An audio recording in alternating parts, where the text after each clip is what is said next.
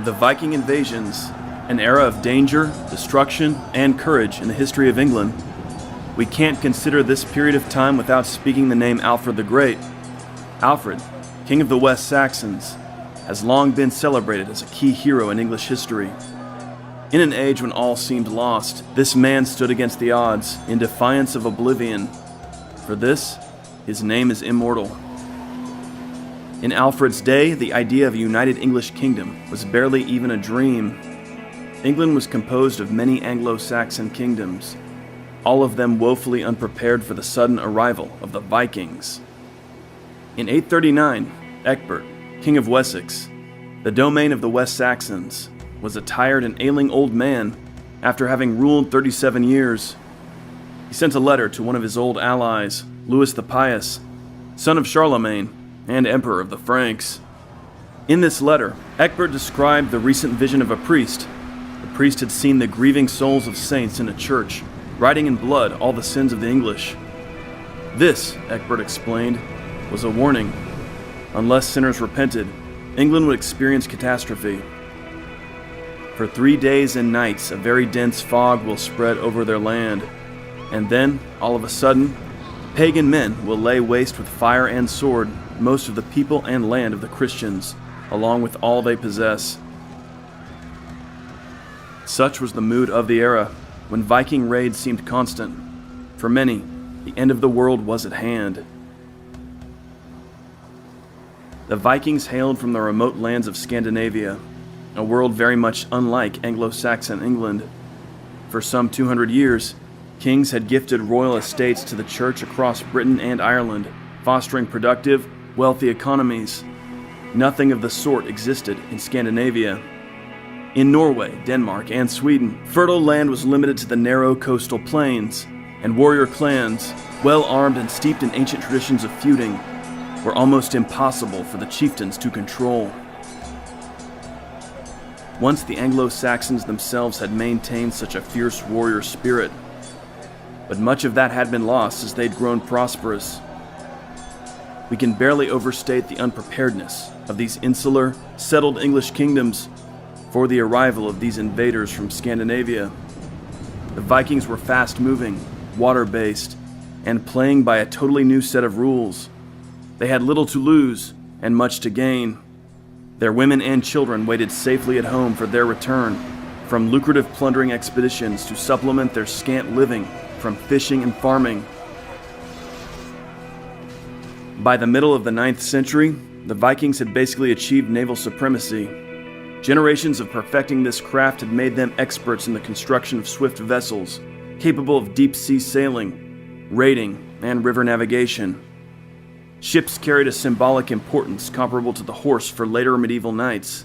Vikings celebrated their vessels in song as sea steeds cruising the roads of Wales. Alfred the Great is today widely regarded as a founding figure in English history, but during his own time he may have seemed like the final defender of an ill-fated kingdom, making its last stand. By the early 9th century, Viking raids into England were common. The Anglo-Saxon Chronicle describes frequent, brutal attacks by the heathen Danes and Norsemen. Chilling accounts tell of West Saxon nobles making desperate stands against ruthless warriors from the north. It was during this period that King Ethelred died, and his brother, Alfred, became king of the West Saxons in 871.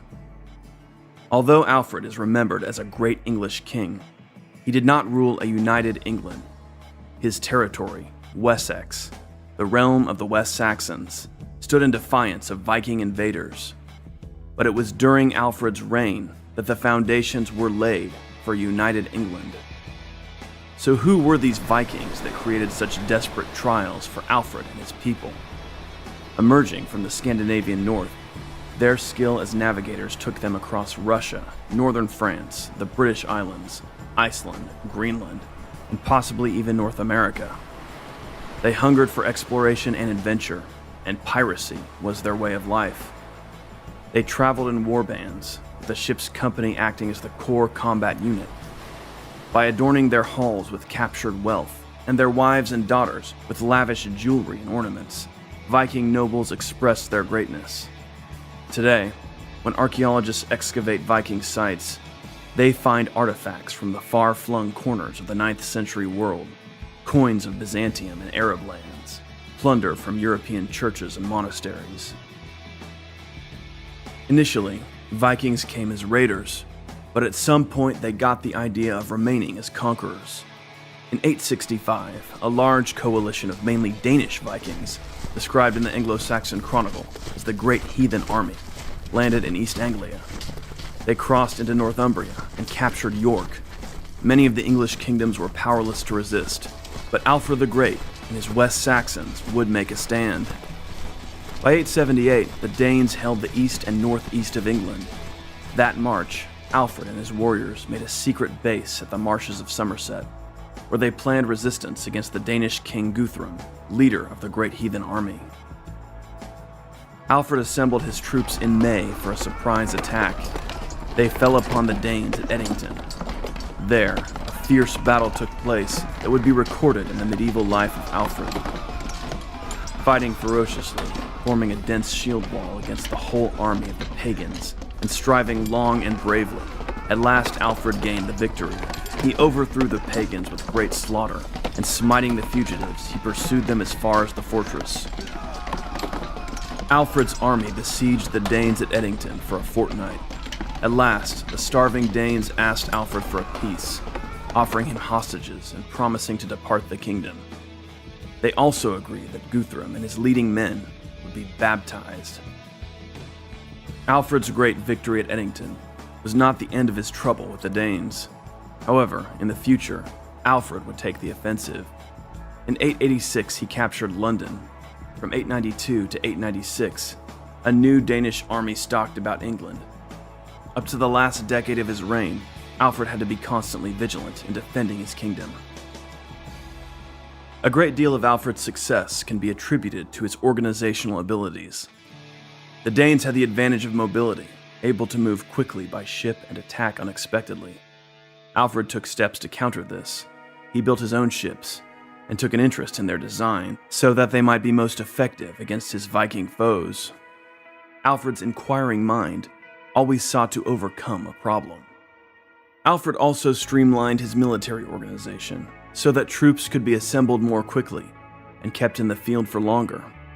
He divided the militia in such a way that manpower was available to staff the army, hold fortresses, and till the fields all at once. He also established for landowners the obligation of building and maintaining fortresses. Alfred began constructing a network of fortresses that would crisscross his kingdom, providing protection for people and livestock in times of invasion. Alfred also showed himself genuinely concerned for the general welfare of his subjects. He strove for integrity in the law and issued a legal code, known today as the Code of Alfred, which compiled Anglo-Saxon legal ideas and divine law as expressed in the Christian Bible. The era of Viking raids had devastated literacy in England. Alfred sought to remedy this setback. Sir Frank Stenton famously wrote, "Alfred's unique importance in the history of English letters comes from his conviction that a life without knowledge or reflection was unworthy of respect." Alfred gathered at his court scholars who could do the work of translating Latin books into English. These scholars came from many parts of Europe, including England, France, and Germany, and translated authors such as Gregory the Great, St. Augustine, Bede, and Boethius. Alfred's literary revival was a first step toward the great learning of the High Middle Ages. He established a court school where his own children, the children of the upper nobility, and even many others of lesser birth could be educated. Alfred even took to studying Latin himself. Around the 890s, Alfred produced an Anglo-Saxon translation of St. Gregory the Great's Book of Pastoral Care, which would become the standard guidebook for bishops for centuries to come. Particularly important to Alfred was the idea that bishops had a duty to educate laymen. Through the trials of the Viking Age, Alfred the Great excelled both in war and in peace. Here was a king who defended his realm in battle and greatly improved the lives of his subjects, increasing security, fostering education, and equipping his people to protect and expand their inheritance once he had departed from them.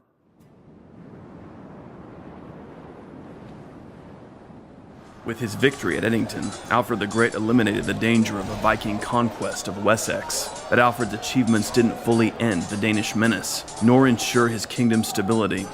Even a monarch as capable as Alfred couldn't guarantee the triumph of his heirs.